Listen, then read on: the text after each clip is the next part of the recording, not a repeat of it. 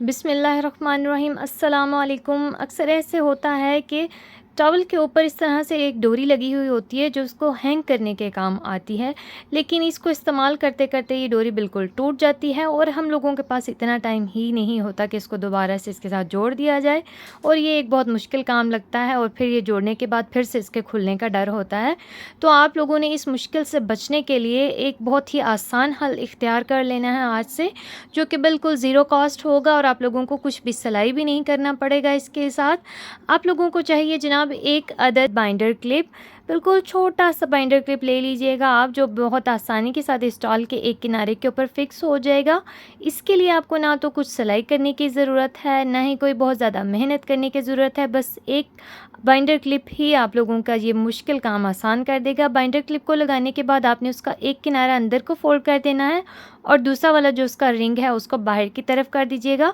और ये देखिए, इस तरह से आपको हैंग करने में बहुत ज़्यादा आसानी हो जाएगी, बिल्कुल नहीं गिरेगा आपका टॉवल। और जब कभी आपने इसको वॉश करना हो तो आपने इस बाइंडर क्लिप को इतनी आसानी से उतार लेना है।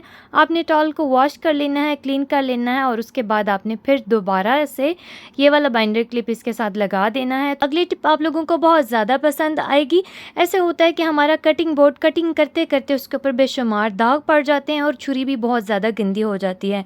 तो आप लोगों ने ऐसा करना है कि जब कभी भी आप लोग आलू काटें अपने कटिंग बोर्ड के ऊपर, उसी के साथ आप लोगों ने क्लीन कर लेना है अपना कटिंग का बोर्ड भी और छुरी भी। और कैसे क्लीन करना है, बिल्कुल आसान तरीका है जनाब।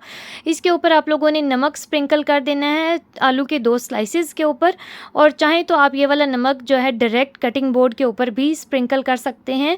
तो जनाब इस तरह से आपने आलू के ऊपर जो नमक स्प्रिंकल किया था उसको आपने अच्छे तरीके से लेकर रगड़ लेना है कटिंग बोर्ड के ऊपर। आपका कटिंग बोर्ड बिल्कुल बेदाग हो जाएगा, चमकदार हो जाएगा, साफ़ शफाफ और बिल्कुल नया हो जाएगा।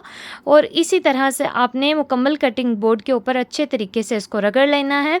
और जनाब जो दूसरा वाला स्लाइस रखा था हमने पोटैटो का, उसके ऊपर जो नमक छिड़का था उसके साथ हम नाइफ़ को, छुरी को बहुत अच्छे तरीके से रगड़ कर साफ़ कर लेंगे। अब मैं आपको टिश्यू पेपर के साथ ये क्लीन करके दिखाती हूँ, सिर्फ पोंछ कर दिखा रही हूँ, उसके साथ ही आपको रिज़ल्ट दिखना शुरू हो जाएगा। ये देखिए जनाब, छुरी भी बिल्कुल नई हो चुकी है, इसके तमाम दाग धब्बे दूर हो गए हैं और कटिंग बोर्ड भी आप मुलाहिज़ा कीजिए बहुत ज़बरदस्त शाइन आ चुकी है इसके अंदर, बहुत ज़बरदस्त नया नया सा लग रहा है, एक भी दाग धब्बा इसके ऊपर बाकी नहीं बचा है। तो आप लोग भी ये वाली टिप ज़रूर ट्राई कीजिएगा। जब भी आप आलू काटें तो अपने कटिंग बोर्ड और छुरी दोनों को क्लीन करना बिल्कुल भी मत भूलिएगा जनाब। आज की बहुत शानदार टिप लेकर आई हूँ आप लोगों के लिए। लहसुन का पाउडर बनाना सिखाऊंगी आप लोगों को, जो बहुत जल्दी से बन जाएगा। इसमें आपका टाइम भी बहुत कम लगेगा और सेकंड्स के अंदर ये वाला पाउडर तैयार भी हो जाएगा।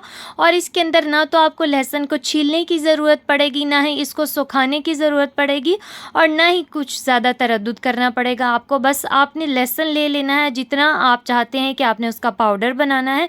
बस आपने लहसुन के तमाम जवे, तमाम कलियाँ अलग कर लेनी है।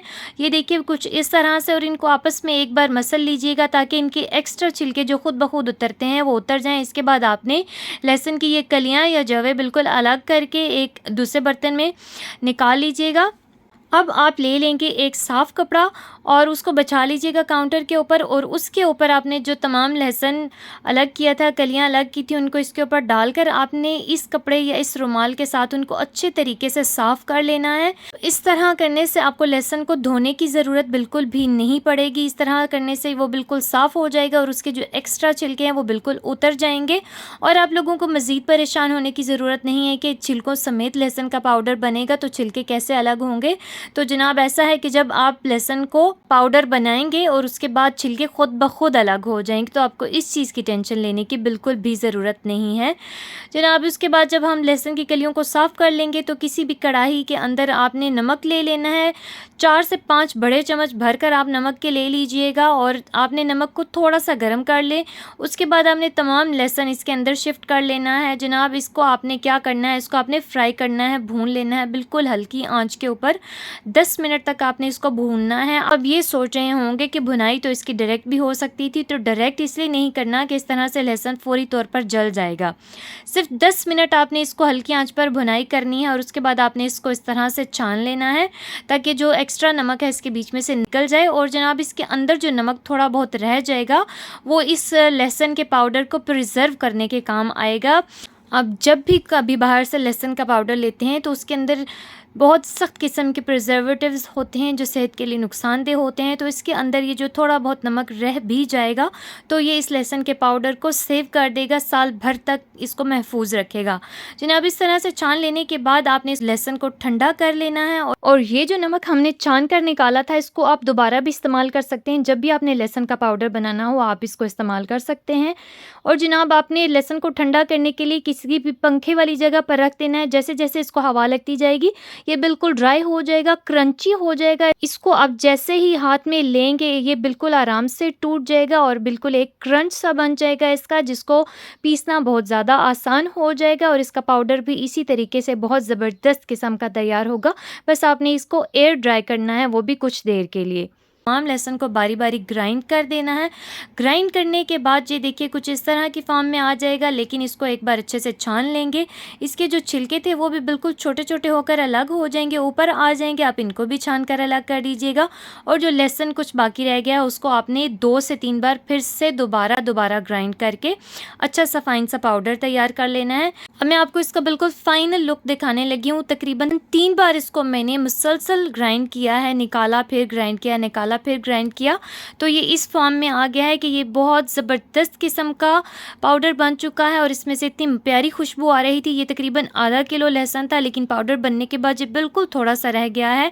तो इसका ये मतलब है कि ये बहुत ज़्यादा स्ट्रॉन्ग होता है आम लहसुन के मुकाबले में। एक तो ये फ्राई किया हुआ है और दूसरा ये पाउडर फॉर्म में आ गया है। तो आप इसको जब भी किसी खाने के अंदर इस्तेमाल करेंगे तो सिर्फ 1 टीस्पून के बराबर डालिएगा, ज़्यादा मत डाल दीजिएगा, क्योंकि इस तरह इसकी क्वांटिटी ज़्यादा हो जाएगी। ये पाउडर है इसलिए इसको कम मिकदार में इस्तेमाल किया जाना चाहिए, क्योंकि ये बहुत ज़्यादा स्ट्रॉन्ग होता है फ्लेवर में भी और अरोमा में भी।